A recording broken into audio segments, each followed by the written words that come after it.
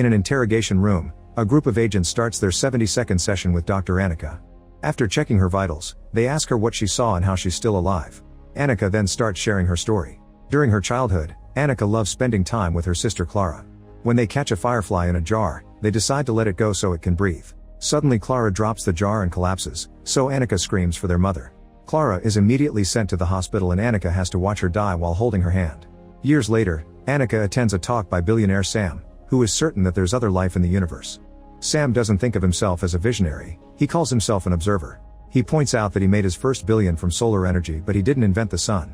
However, he does think that Annika is a visionary and makes her raise her hand as he explains to the crowd that she was the first person to photograph dark matter. After the event, Sam approaches Annika and says he's a big fan. He also confesses he didn't attend the event to give a talk, he came to offer her a job. They go to a bar and discuss her work, so she explains how she overlapped 233 data sets to find order in the chaos. When Sam asks why she did this, she answers that she wants to know what's out there. Sam offers her a 1-year contract to work for a small lab on a remote island in the Caribbean, but refuses to elaborate because it's confidential. His vague wording makes her guess that he's hunting aliens, but Sam says he's actually gathering them, which convinces her to take the job. Sometime later, Annika is taken to the island by boat and meets Charlie, an electronics engineer. He's the director of Gateway Labs and was hired by Sam to check on the technology he's installed on the island. When they arrive, they learn that the staff is only around 10 people because they're keeping things small.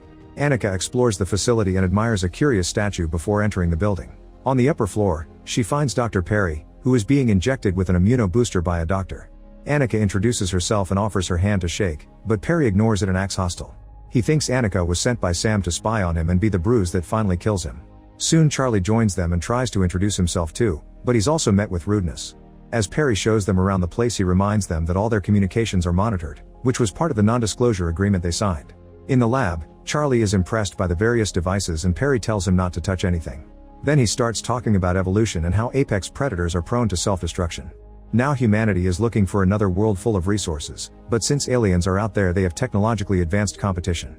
The search for extraterrestrial intelligence has searched for radio waves, but that only covers 1/10,000,000th of the sky and uses outdated technology. Perry believes aliens wouldn't use radio to communicate, instead he has an FTL communicator. It takes 2 photons and pairs them. One is kept on Earth and the other is sent light years away. They'll communicate with each other across the galaxy. Charlie points out that this breaks the laws of physics, but Perry explains it only bends the laws humans know.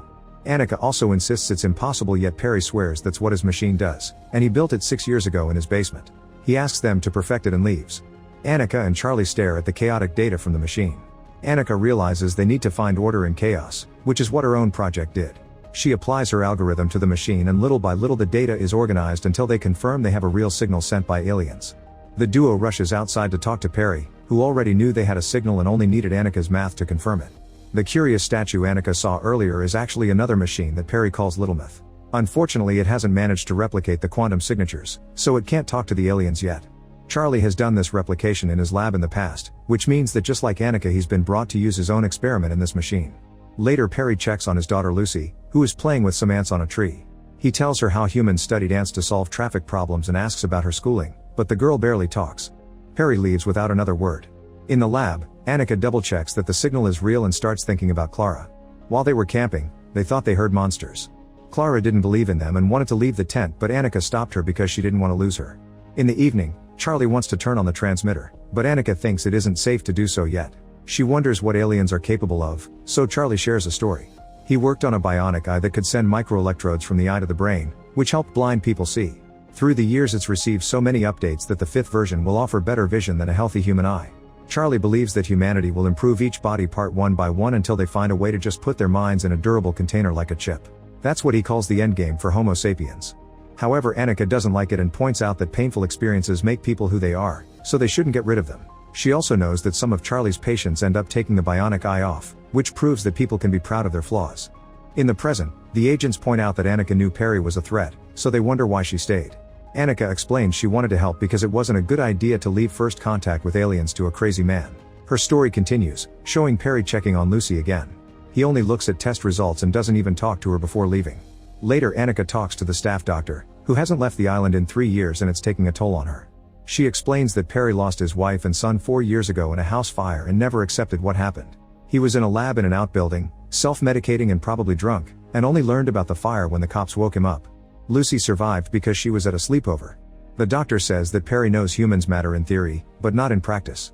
During dinner, Sam does a magic trick for Lucy. This angers Perry, who sends her to bed.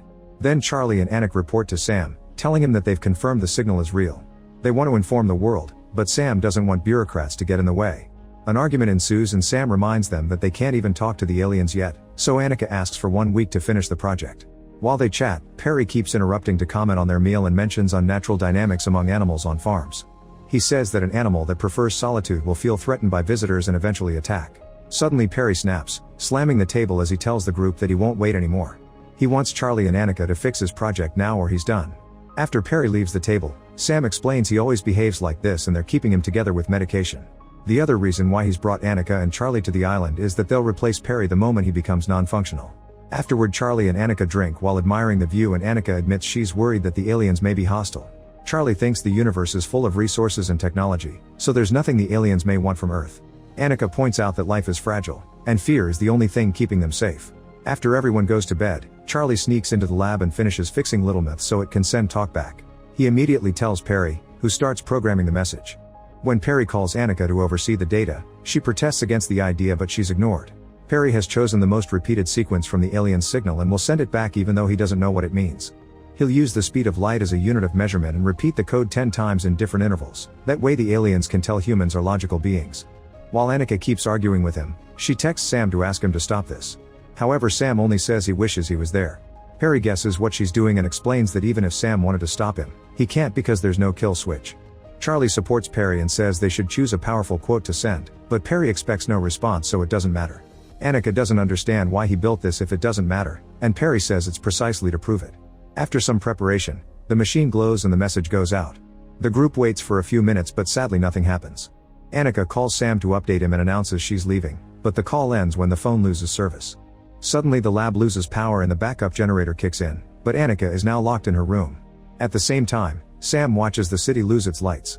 Charlie notices problems in the system and desperately tells Perry to shut it down, so Perry does so after some hesitation.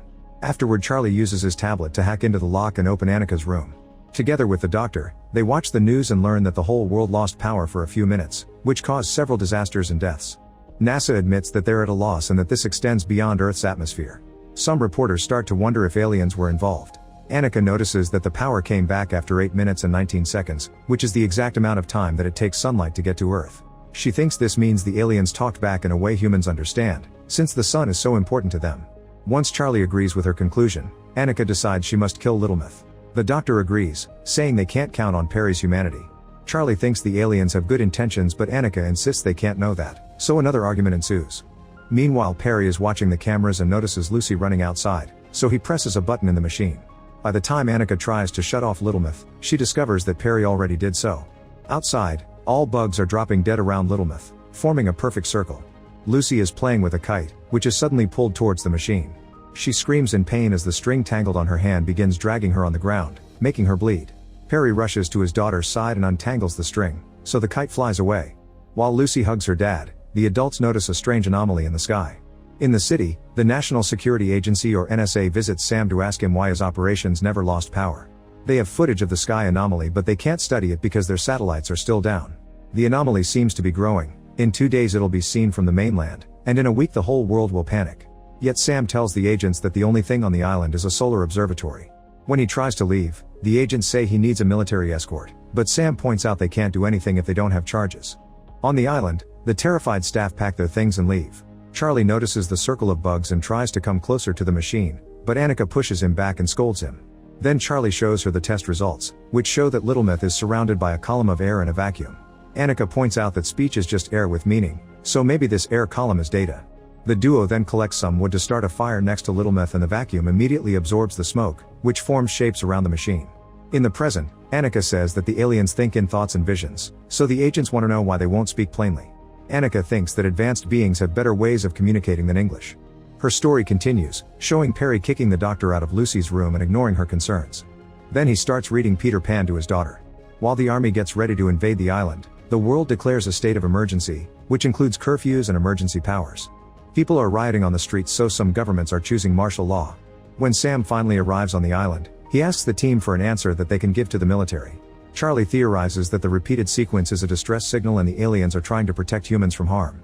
Annika watches the riots and people getting stuck on the subway, which reminds her of the firefly in the jar that needed to breathe.